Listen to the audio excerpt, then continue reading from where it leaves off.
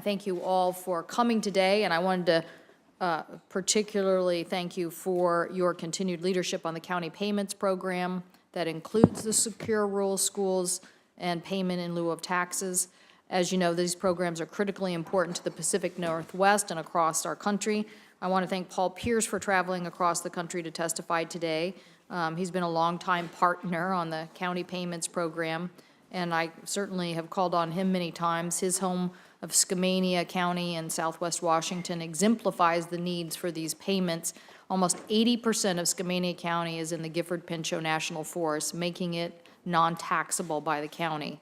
Other large portions of land are also owned by state and timber companies. In total, about 2% of the county remains eligible to be taxed at a full value. Now, someone might say, why do you care if so much is already in timberland? Well, Skamania County is also a gateway across our state in the Columbia Gorge. It's a source of major technology companies that are locating there, as well as a huge tourism attraction. So Skamania County does need to operate, and it does need revenue to operate. So the national forests are key features across our state. Within 5 national forests and the Mount St. Helens Volcanic Monument, the Forest Service manages nearly 9.3 million acres, or 21.7% of our entire state.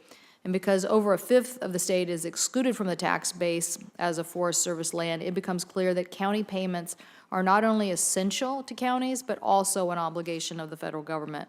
The federal government's obligation extends beyond just the loss of tax base due to non-taxable federal lands. These lands are also impose real cost on the counties. They include maintenance of roads, providing access, planning and managing forest fires, and providing emergency services such as search and rescue operations.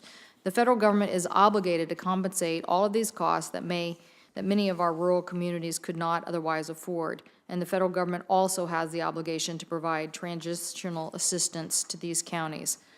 So when abrupt changes to these programs have occurred, I think our committee has worked in the past to extend and reform the county payments, and I hope that we will make more direct connections between the obligations that the federal government has and how these payments are calculated and distributed. And I believe that the formula must be simpler and more transparent, that it also should link directly to all federal government obligations. That means that each and every variable in the formula needs to have a direct link, and these payments are too important to be put to jeopardy or gamesmanship here in the federal arena. The county payment program has proven effective and responsive, and it is essential to our nation.